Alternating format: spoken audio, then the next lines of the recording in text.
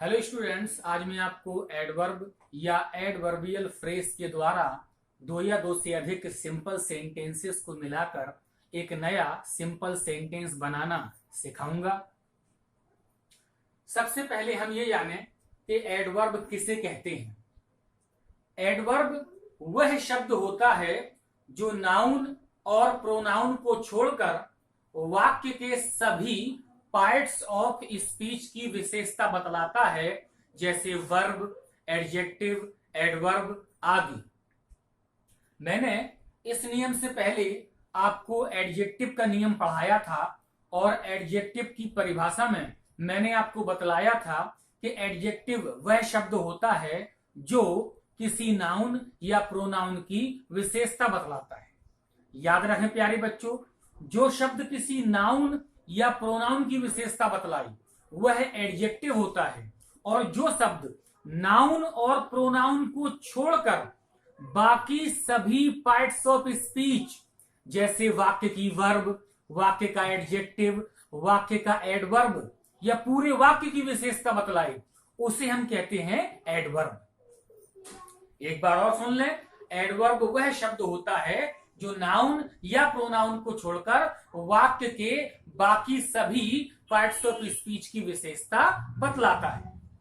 मैंने यहां पर कुछ एडवर्ब लिखे हैं, जैसे कि स्लोली, सॉफ्टली, क्लियरली, सर्टेनली आदि। आमतौर पर एडवर्ब जो है वो शब्द में, एडजेक्टिव में ly लगाने से बनता है।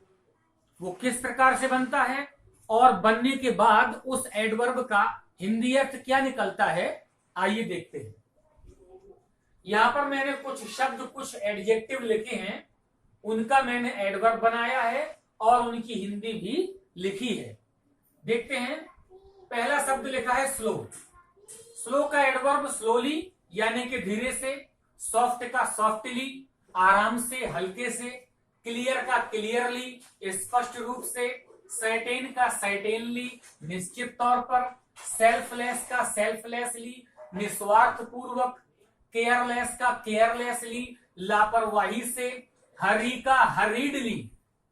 वैसे तो आमतौर पर ly लगाने से बनता है, लेकिन बहुत बार dly लगाने से भी एडवर्ब बनता है, जैसे का हरी का हरीडली हो गया है जल्दबाजी में, डाउटफुल का डाउटफुली, नो डाउट का अनडाउटेडली, ये भी dly लगाने से बनता है निसंदेह। हमने यहां पर जाना कि एडवर्ब क्या होता है और एडजेक्टिव से एडवर्ब बनाने के लिए हमें ly लगाना पड़ता है और फिर उसका हिंदी अर्थ क्या निकलता है। अब हम दो या दो से अधिक सिंपल सेंटेंसेस को मिलाकर एक नया सिंपल सेंटेंस एडवर्ब के नियम से कैसे बनाएं, इसका हम पहला नियम देखेंगे। पहले नियम में लिखा है, जब दो वाक्यों में से किसी एक वाक्य में कुछ ऐसे शब्द आ जाएं जो दूसरे वाक्य की विशेषता बतलाएं, जो दूसरे वाक्य की वर्ब की विशेषता बतलाएं, तो जो शब्द विशेषता बतला रहे हैं उन शब्दों को एडवर्ब बनाकर वाक्य में जोड़ देते हैं। ध्यान में प्यारे बच्चों, जब दो वाक्य लिखे हों और दो वाक्यों में से किसी एक वाक्य में कुछ ऐसे शब्द आ जाएं, कोई ऐसा शब्द आ जाए जो पहले वाले वाक्य की विशेषता बतलाए या जो पहले वाले वाक्य में आई हुई वर्ब की विशेषता बतलाए, तो जो पहला वाला मूल वाक्य है, मुख्य वाक्य है, उसको ज्यों करते हो लिखकर, और जो शब्द उसकी विशेषता बतला रहे हैं उन शब्दों को, उस शब्द को एडवर्ब बनाकर लिख देते हैं, जोड़ देते हैं। जैसे मैंने यहां पर दो एग्जाम्पल लिखे हैं। पहला एग्जाम्पल देखिए, the river was flowing, its flow was slow. नदी बह रही थी, इसका बहाव धीमा था। नदी बह रही थी, इसका बहाव धीमा था। दो वाक्य लिखे हैं। पहले वाक्य में नदी के बहने की बात हो रही है और दूसरे वाक्य में यह बताया जा रहा है कि नदी का जो बहाव था वो धीमा था, यानी कि दूसरे वाक्य में ये स्लो एक ऐसा शब्द आया है जो पहले वाक्य की वर्ब फ्लोइंग की विशेषता बतला रहा है। यही मैंने नियम में लिखा है कि जब दो वाक्यों में से किसी एक वाक्य में कोई एक ऐसा शब्द आ जाए, कोई ऐसे शब्द आ जाएं जो पहले वाले वाक्य की या उसके वर्ब की विशेषता बतलाएं, तो पहला वाला वाक्य ज्यों का त्यों लिखकर उस शब्द को एडवर्ब बनाकर जोड़ देते हैं। बहुत ही आसान है। वाक्य बना the river was flowing slowly, नदी धीरे धीरे बह रही थी। एक और एग्जाम्पल देखते हैं। लिखा है he has done the work is clear, उसने कार्य समाप्त कर लिया है और जो काम है वो स्पष्ट रूप से हुआ है। इन दोनों वाक्यों में, ये दूसरे वाक्य में क्लियर एक ऐसा शब्द आ गया है जो पहले वाक्य के वर्क की विशेषता बतला रहा है। इसलिए इस वाक्य को बनाते समय हम इस एडजेक्टिव का एडवर्ब बनाकर जोड़ देंगे। वाक्य बनेगा he has done the work clearly, उसने बहुत ही स्पष्ट रूप से यह कार्य किया है। अब हम एडवर्ब के दूसरा रूल देखते हैं, किस प्रकार से हम दो या दो से अधिक सिंपल सेंटेंसेस को मिलाकर एक नया सिंपल सेंटेंस बनाते हैं। इसका हम दूसरा नियम देखते हैं। लिखा है जब वाक्य में किसी मॉडल वर्ब के साथ मेन वर्ब का प्रयोग हो। सबसे पहले हम ये जाने कि मॉडल वर्ब क्या कहलाती हैं। मैं आपको बतला दूं, will, would, shall, should, can, could, may, might, must, ought to, used to, need और डेयर, ये सभी मॉडल वर्ब होती हैं। अगर कोई एक ऐसा वाक्य आ जाए कि उनमें इन मॉडल वर्ब में से कोई एक वर्ब आई हो और उसके बाद फिर कोई मेन वर्ब आई हो, तो यदि उस वाक्य में फिर हमें किसी एडवर्ब को रखना है तो वो एडवर्ब पहले या बाद में नहीं, बल्कि मॉडल वर्ब और मेन वर्ब के बीच में लिखा जाएगा। जैसे ये दो एग्जाम्पल देखिए। लिखा है Ram will pass the test, it is certain, Ram परीक्षा पास कर लेगा, यह निश्चित है। इस वाक्य में एक मॉडल वर्ब आई है विल और दूसरी आई है मेन वर्ब, और इस दूसरे वाक्य में सर्टेन एक ऐसा शब्द आया है जो पहले वाक्य की विशेषता बतला रहा। इसलिए सर्टेन को एडवर्ब बनाकर विल और पास के बीच में लिख देंगे। वाक्य बनेगा Ram will certainly pass the test.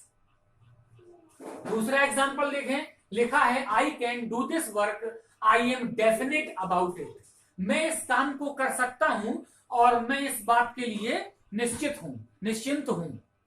ये मेरे अंदर निश्चितता है, श्योरिटी है कि मैं यह काम कर सकता हूं। इस वाक्य में भी पहले मॉडल वर्ब और फिर मेन वर्ब आई है। इस दूसरे वाक्य में डेफिनेट एक ऐसा शब्द आया है जो पहले वाक्य की विशेषता बतला रहा। इसलिए वाक्य को एक करते समय डेफिनेट को एडवर्ब में बदल देंगे और उसको कैन और डू के बीच में लिख देंगे।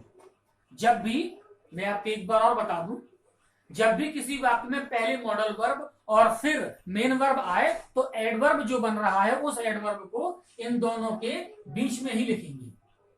तो दूसरा वाक्य बना I can definitely do this work. अभी तक आपने एडवर्ब से किस प्रकार से वाक्य जोड़ते हैं ये सीखा। अब हम ये सीख रहे हैं कि एडवर्बियल फ्रेज से हम किस प्रकार से वाक्य जोड़ेंगे। बहुत ही आसान है। सबसे पहले हम ये जाने कि एडवर्बियल फ्रेज क्या होता है। अगर हमें यह मालूम चल गया कि एडवर्ब क्या है तो हम यह भी आसानी से जान जाएंगे कि एडवर्बियल फ्रेज क्या है। जैसा कि मैंने एडवर्ब की परिभाषा आपको बताई कि वह शब्द जो नाउन या प्रोनाउन को छोड़कर वाक्य में बाकी सभी पार्ट्स ऑफ स्पीच जैसे वर्ब, एडजेक्टिव या एडवर्ब की विशेषता बतलाता है, उसे हम एडवर्ब कहते हैं। अब हम सीखते हैं एडवर्बियल फ्रेज क्या होता है। ध्यान दें, जब कुछ शब्द मिलकर एडवर्ब एक शब्द होता है, लेकिन जब एक से अधिक शब्द मिलकर एडवर्ब की भांति कार्य करते हैं, जब कुछ शब्द मिलकर एक एडवर्ब की भांति कार्य करते हैं, तो उन शब्दों को मिलाकर हम एडवर्बियल फ्रेज कहते हैं। और यदि उससे हम वाक्य बनाते हैं तो वो वाक्य एडवर्बियल फ्रेज के द्वारा बना कहलाता है। जैसे हम ये 3 एग्जाम्पल यहां पर देखने वाले हैं। पहला वाक्य लिखा है she won the race, she won in no time. उसने रेस जीत ली, उसने बहुत ही कम समय में इसे जीत लिया। इस दूसरे वाक्य में इन नो टाइम ये कुछ ऐसे शब्द आए हैं जो पहले वाले वाक्य की विशेषता बतला रहे। अब इन नो टाइम यदि कोई एक शब्द होता तो उसका हम एडवर्ब बनाकर वाक्य के अंत में रख देते, लेकिन ये एक से अधिक शब्द हैं जो एडवर्ब की भांति काम कर रहे हैं, तो इन तीनों शब्दों को साथ में अंत में रखना पड़ेगा। वाक्य बनेगा C won the race in no time. इस वाक्य में जो इन नो टाइम आया है ये एडवर्बियल फ्रेज है। एक और वाक्य देखें, I have 10,000 rupees, they are in my pocket. मेरे पास 10,000 रुपये हैं, वे मेरी जेब में हैं। इन दोनों वाक्यों में से इस दूसरे वाक्य के इन माई पॉकेट ये शब्द पहले वाले वाक्य में आए हुए मेरे पास रुपयों की विशेषता बतला रहे हैं। तो जब हम इस वाक्य को बनाएंगे तो इन माई पॉकेट एडवर्बियल फ्रेज बनाकर वाक्य के अंत में ज्यों का त्यों रख देंगे। अगर ये एक शब्द होता तो इसका हम एडवर्ब बना देते, लेकिन ये एक से अधिक शब्द हैं, इसलिए एडवर्बियल फ्रेज के रूप में ज्यों का त्यों लिख देंगे। वाक्य बनेगा आई have 10,000 rupees in my pocket. मेरे पास मेरी जेब में 10,000 रुपए हैं। एक अंतिम एग्जाम्पल देखिए, लिखा है the boys are playing, they are on the roof. लड़के खेल रहे हैं, वे छत पर हैं।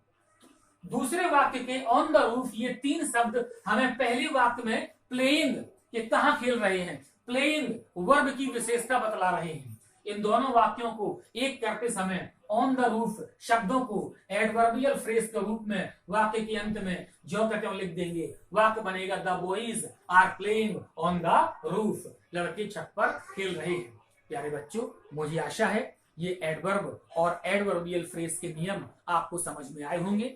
2 या 2 से अधिक सिंपल सेंटेंसेस को मिलाकर एक नया सिंपल सेंटेंस बनाने के कुछ और तरीके हैं, वो मैं आपको अगली वीडियोस में बतलाऊंगा। नमस्कार।